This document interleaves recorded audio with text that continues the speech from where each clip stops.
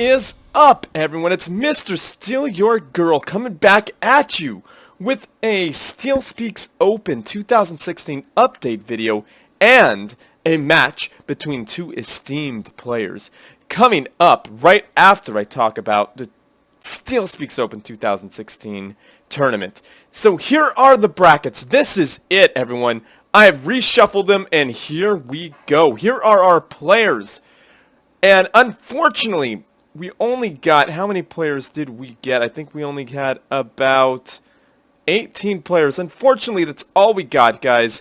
So we got some people getting a free pass on round 1. So as you can see, round 1, Unknown Desire 7 will be playing Blue Train Bandit.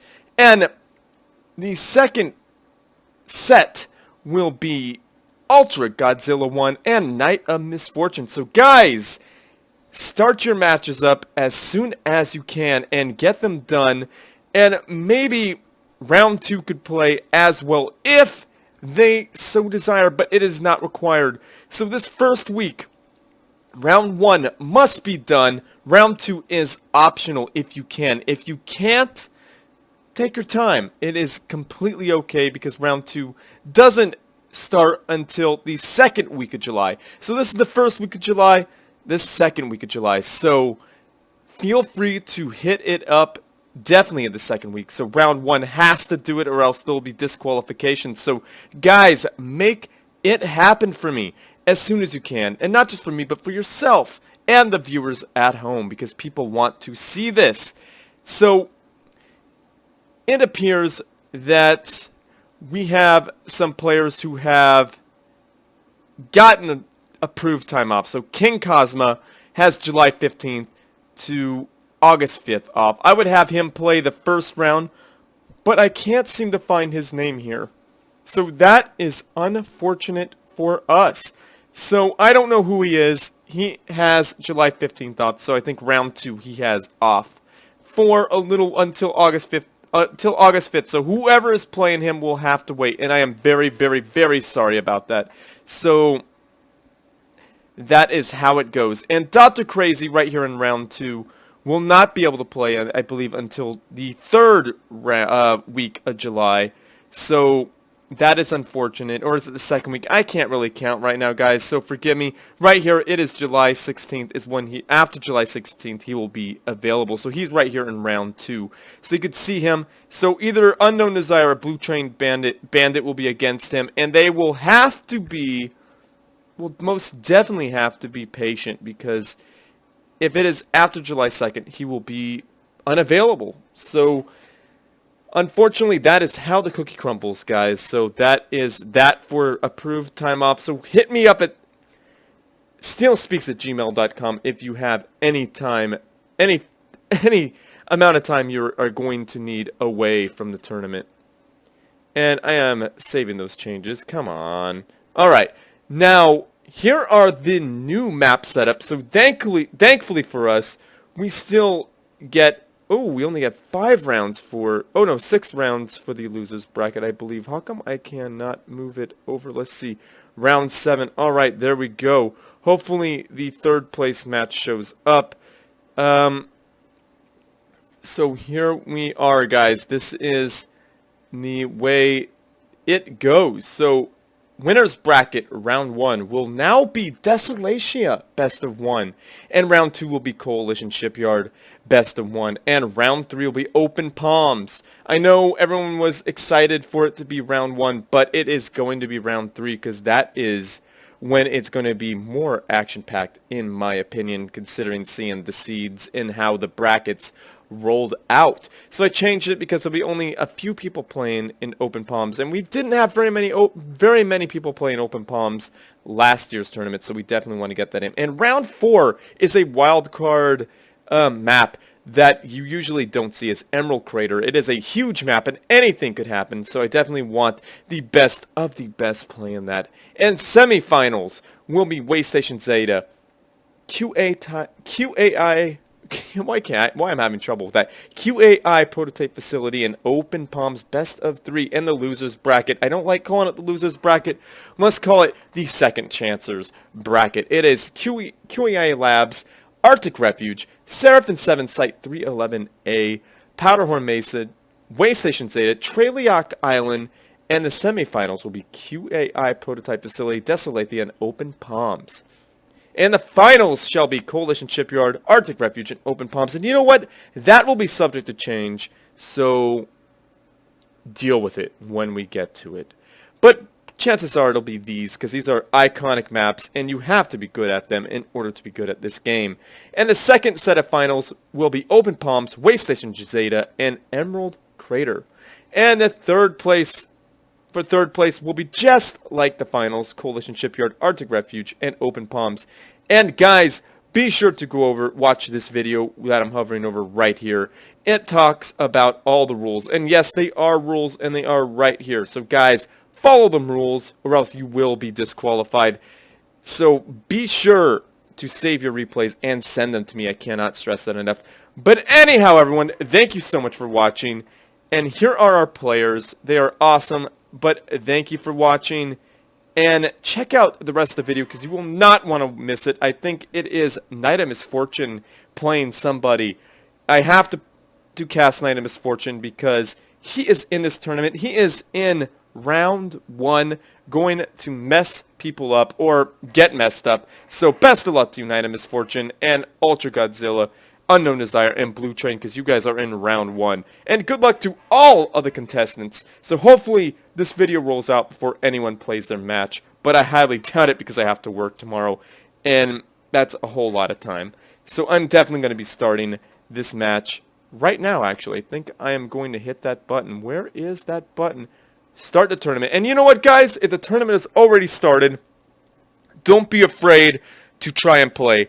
Maybe we'll figure something out. So just sign up or email me and say, I want to sign up. But you probably won't do that because you'll think it is too late. But it might not be. So you never know. So I'm going to hit that. And you could also be an alternative. If so sign up anyway. You could be an alternative if somebody decides not to show up. So we've had that happen there in 2015. So here we go, guys. Starting the tournament. So good luck to everyone. Here we go. And it is starting. Here we go, guys. I could always reset that if I want to. So good luck to all of the players. And on with the video. Welcome back to the video, guys. Thank you so much for sitting through that StealSpeaks Open 2016 update. I know it was a little bit long, but I can guarantee you guys it is well worth the wait on this iconic map, Open Palms. I told you guys this map is the end-all be-all for Supreme Commander 2 and even Supreme Commander, well, maybe not the end-all be-all for Supreme Commander 1. Never mind, don't listen to me. But anyhow, the players are KittyLitter 75. He used to be an OSS buddy of mine, as well as NiteofMisfortune. He is spawning in as the Blue Cyber Commander, dropping down a research station first, and then ecoing all day long. And his opponent, like I said before, it is NiteofMisfortune doing the right build versus the Cybran threat. He is doing a triple land factory opening because that is how you have to do it. And he's going Harvogs, guys. He is also the right color. That is my favorite color, by the way. It is teal or turquoise or aquamarine, whichever you call it, because I have no freaking clue. But anyhow, guys, these are the players. They both were in OSS with me. That is a clan back in 2012 to 2013-14 is when we were mostly active. I never gave up on them. I am still part of it, but we are not all that active. We are more just a buddy type thing. So I'm speeding this bad boy up while they are building. Now, KittyLitter put down two land factories. This is a mighty forward land factory, but it's actually kind of safe because there are no artillery to really molest this area when there's troops here. But they are mobile missile launcher. There's a possibility mobile missile launchers. So Kitty doesn't even have a radar down, so he has no idea this is coming.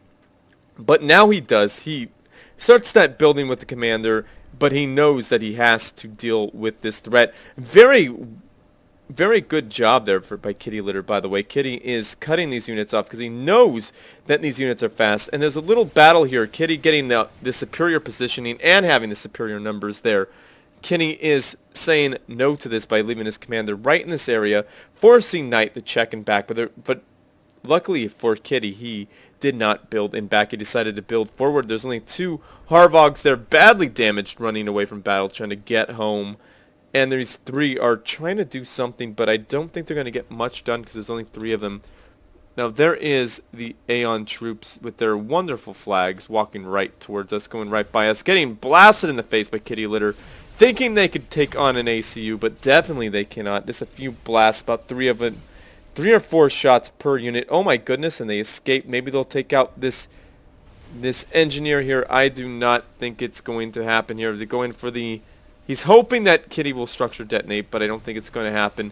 But some loyalists get right behind those bots. And one bot is microing. Oh my goodness, how is he staying alive? That is some top-notch micro there by NiteofMisfortune. As he is building and back against a Cyberman player, that could be a bad thing. And KittyLitter is getting the Megalith too. And Knight is going for a 4th land factor, which would put him ahead in the ground at the time being. But definitely he's not going to be able to hold up against this gantry. That gantry is probably going to seal the deal for NiteofMisfortune. So unfortunately, I think it might already be GG. KittyLitter has the research advantage. He is holding off despite not having many troops. And there's no Brackman here. The Brackman here would shut this right down. But I think he sees the bots. KittyLitter does. He sees the bots and says, nope, nope, nope, because bots are too fast for that, right? So Knight is putting down an energy generator right in the middle of nowhere, which is okay because he needs at least one more, I think, to keep up with this production here. Now, that shield is in a very good position there for those bots.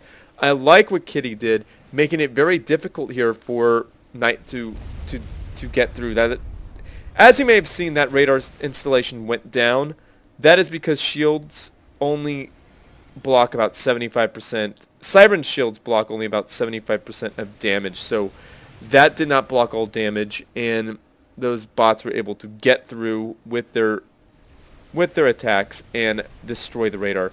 Now there is no radar. Oh, there is a radar back here. Very well played there by Kitty. Now the shield is down, but Kitty has his ACU and they're shielding his units, so that adds a little more staying power there for Kitty. Kitty got training 1 on his units, but he doesn't have the unit count to really deal with this. Now, Knight is free to maybe assail this land gantry. He sees there's a land gantry here, and he knows what's up. Why doesn't Kitty have unit detonate? That would be really, really good for him. But unfortunately, I think unit detonate is totally in a different research tree than the megaliths. So unfortunately for Kitty, Knight just got the antimatter chrome shield, and unit detonate was not researched, and Kitty rebuilds this mass extractor like it ain't no thing because he built right on the wreck like a boss.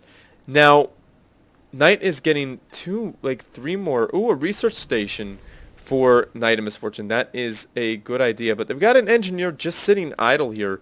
Really, we don't need... Oh, no, he is not idle. He is building power. That is a good thing. I thought we had Billy Idol up there dancing with himself. Oh, but anyhow, you guys may not know that song. Look it up. Billy Idol, Dancing with Myself, if you have no idea about this. And look at this. I love this play here by KittyLitter. He is getting a wall of P-gens with just enough space there that his enemy units can go by, but they will most definitely die from structure detonate. Now structure detonate, boom, takes out all those units. Doesn't matter if they have chrome shield. That is a very, very deadly thing there. And I like it there that he's getting that right here for the energy generators. Energy generators would probably be better here because it would protect these units, but this makes it more of a cluster F for his opponents to try to get through. Now these megaliths are doing some work on these Harvogs. They're not dying as fast as you would normally see because of those that antimatter chrome shield, which is absolutely so powerful. And Knight might be preparing for some sort of teleportation play here. As you can see, he's building lots of energy. It might be time for teleportation. And a land gantry, that's not land gantry, land fast. 1, 2, 3, 4, 5, 6, 7 land factories there to Kitty's 2. But that gantry counts for like 5 or maybe 6, so he might be ahead in the troop game there in reality. Now, Kitty is aware. I love that he's got a radar right here, allowing him to see way back there, so and to overlap a little bit here. This 3 radar, redundant radar. Kitty really does not want to go blind here because he knows bots are very dangerous and can do lots of damage very quickly. So there's redundant radar here, which is a good and a bad thing. It's a good thing that he will never lose sight on where his opponent is, but he has wasted quite a bit of mass making that happen. Now, I like how Kitty is not allowing any of the engineers to be idle, and I love that he's getting more mass. He really shouldn't do it like that. He should go boom, boom, boom, boom, and expand there maybe. That is just my thought. I would just keep expanding, because who knows what your opponent's doing. Now, they have similar mass situations there. He doesn't have, Knight doesn't have that one capped, so that's very interesting how they're very similar, but I think Knight is going to change that very soon. Now, Kitty has Tech 2, Training 2 in his units. Now, just a few bots there in back are not going to do it. Oh, that was a good move, actually. He made Kitty move backwards and allowing Knight to just get in there and destroy that megalith. Now, Kitty and Knight needs to back the heck up. He needs to do the right thing there, because those bots could have unit detonate and just ruin his day. And I think Knight is just moving his commander out of there so he doesn't get killed. And Knight teleports right on to a megalith as the megalith pushes in. And Knight really wants an engineer there to repair that factory, because that factory is very close to dying. And more units surrounding that megalith. Boom, down it goes. There's only one megalith left there, but there is another gantry on the way. I think KittyLitter is going exclusive megaliths right now because there is no land factory here. Now that's 2 megaliths. It's going to be a 3rd soon, so there's going to be many, many megaliths on the field. Now, it might be wise of Kitty to get, what are they called? Adapters to deal with that stuff. Now, Knight researched tactical missile launcher. I don't see why, but we might see here soon. I think he might be going for something in that tech tree. And down goes a megalith. Very, very painful. And Knight is smart to switch to tanks, because they have better range than the bots. To see that structure detonate, takes out those bots, leaves some of those tanks to live. Now that gantry is dead. And what happened to that megalith? That megalith was done. I guess it died in that factory explosion there. Now that is some BS. I am sorry to see that, Kitty. Now, that could have been a structure detonate, but Kitty was not fast enough to make that happen. But unfortunately for Kitty, Knight is not relenting. Knight is continuing with his push and actually building another land factory. That's 1, 2, 3, 4, 5, 6, 7, 8, 9. Did I count that right? 1, 2, 3, 4, 5, 6, 7, 8, 9. I guess so. Now, another thing blew up here. I think it was another megalith. That is painful. And this mass extractor is going to go down. So KittyLitter is on the back leg. He is in lots of trouble here. Megaliths are a very good unit, but against teleport, they could really, really lose out if they are not careful. Now, adapters would be a really, really nice thing to see right now, but I don't know if that is going to happen. There is a 4th gantry there. That could be very, very deadly. That could actually seal the deal for KittyLitter. Now, NiteofMisfortune really wants to attack right now because there's 2... The only things guarding this entire base are 2 megaliths here. Now, Structure Detonate took out a large number of... Well, not large number, but large number for this little group here.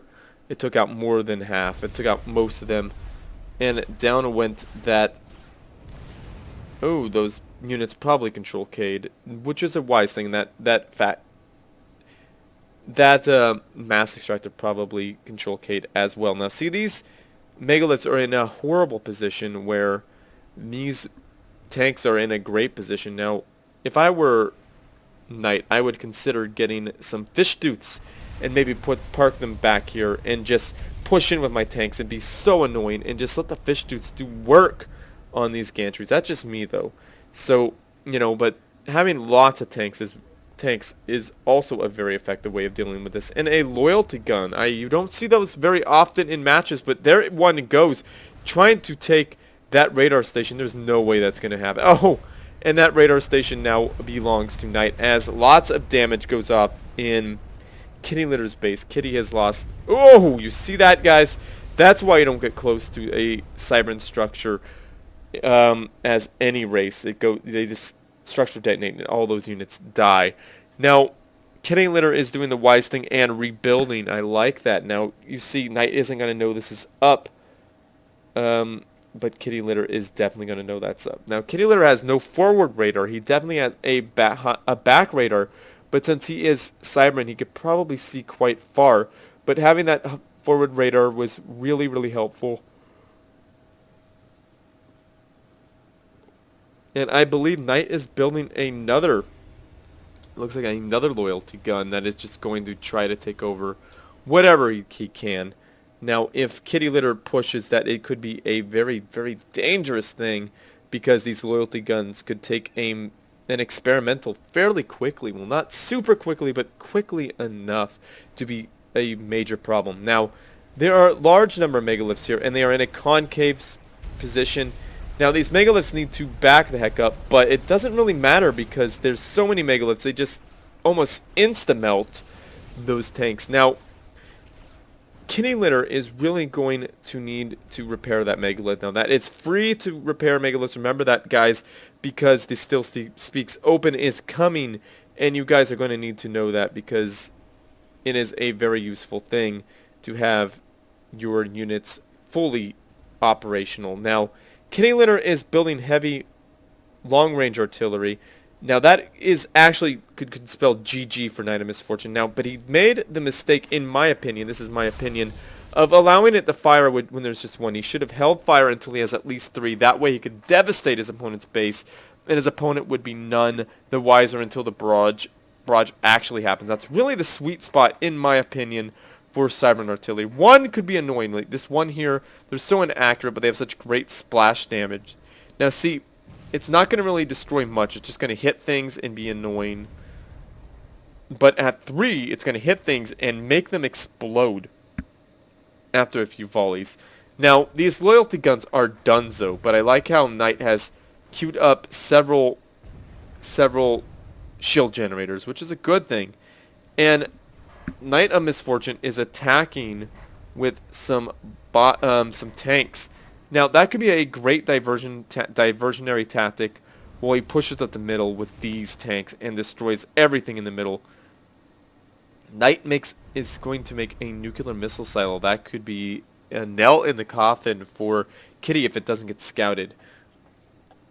Now, Kitty has the Nyanite shell camera. He could see everything that these things are hitting. So he sees these loyalty guns and knows they are extremely deadly to his megaliths. Now, those megaliths make very short work of Knight's tanks. Now, they don't. Unfortunately for Knight, he is not. He was only able to take out 1 mech or maybe an engineer. No, he didn't do much. But fortunately for Kitty, he was able to hold on. Now, there's 4 long-range artillery stations. It's not going to count for much if there is nothing defending against these bots here.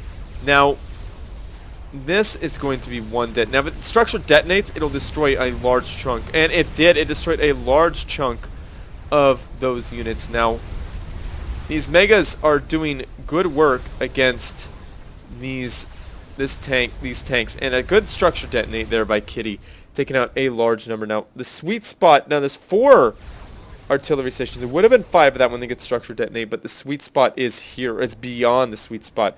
Now, if he is able to focus fire with those artillery shells, it would demolish his base in a few moments, but I think he sees that nuclear missile silo and is going to want to focus that down with at least one of those artillery stations. Now these artillery stations are focusing down. As you can see, there's a big hole in Night of Misfortune's base because these artillery stations are indeed focusing down. Now they are not very accurate, but their splash damage is so good. Boom, down goes a very expensive experimental unit there. Now Knight has assailed the wrong side of the map. He came to the wrong side of town, where this gang of megaliths just make very, very short work of the tanks. So this is still anyone's game, guys. This very well could go either way. Night of Misfortune could bounce back because he is going for the nuclear missiles, but there is only one, very little health left on it, and the nuke is not even halfway done, so down it goes. That is a big loss for Night of Misfortune because that is super expensive. Now we got tactical missile launchers being freaking annoying, guys. One of the more annoying units in Supreme Commander 2. Destroying radars and taking down, probably going to take this gantry down before anything is done about it, but I like how these long-range artillery stations get in there and do damage very, very, very quickly. Now, there are 2 nuclear missile silos, guys. This could be the end of KittyLitter. Unfortunately, he did not scout that. He has no idea those are there. He is so concerned with dealing with these tactical missile launchers, guys. And this loyalty gun up forward is a very annoying thing to deal with. Now, Knight has built a crap ton of engineers and built a nuclear missile defense silo in a strange place, which is going to get utterly annihilated. Now, this is a very annoying thing to do to people, is just get a bunch of engineers and go for structures like that. And we see our first strategic launch of the match, guys. Here it goes. Where is it going, guys? It is probably going to go to the heart of KittyLitter's base because that is where the long-range artillery stations are focused down. And boom! I was a little premature in my boom. And down goes a large number of those long-range artillery stations. And those megaliths, there just isn't enough to do damage fast enough to these tanks. And these megas are just dying. But there's enough megas to fight this off. And another gantry goes down with well, there's a cloud of smoke obscuring lots of vision there in Kitty's base. And oh my goodness, how annoying is that loyalty gun trying to take one of those megas that megalith walks out of the way. And another strategic launch while he's getting bombarded with tactical missile launchers. Where are those going? I have no idea. But there is a nuclear missile going right for Kitty's commander as boom! He did not hunker, and down he goes. What an upset for KittyLitter. He really was poised to take it, but Night of Misfortune was so resilient and was able to build up some loyalty guns and some nuclear missile silos and just make a nasty distraction here.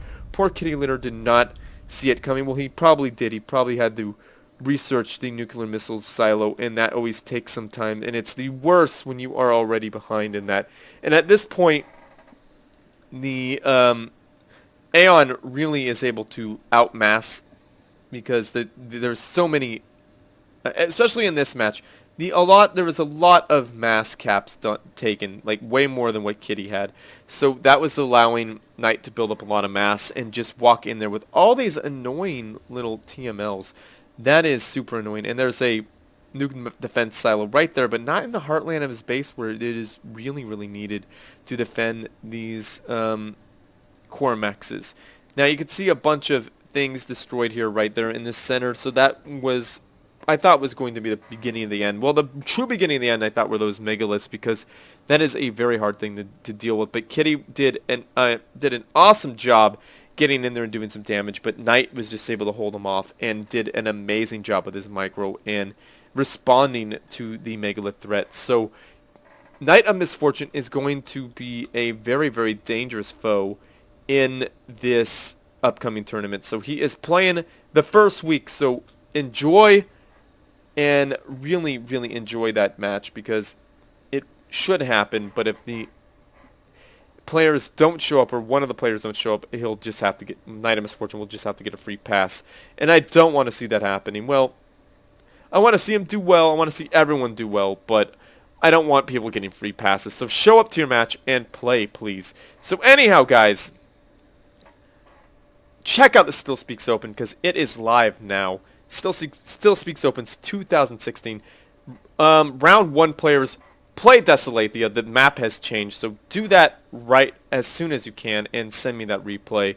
Round 2, guys, you could play as well if you are available and can, so go for it if you so desire. But remember, we got King Cosma and Dr. Crazy with time off, so be respectful of that and remember they have time. So don't be blowing up my my inbox saying that he hasn't shown up. You need to disqualify him. Well, no, I made 2 videos on this letting you know that that is going to happen. So, and you could still sign up for the StealSpeaks Open. Do it immediately as soon as you can and email me and let me know. And I'll see what I can do for you guys. But anyhow, everyone, yeah, you know how I end these videos. Like this video, subscribe to my channel, like this video, subscribe to my channel, and share with your friends, family, and foes, everyone, because they need something interesting to watch as well. And hit up NiteofMisfortune. What is going on with me? I am so tired, guys.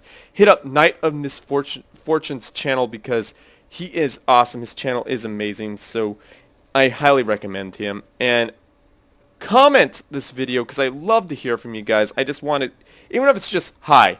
You know what?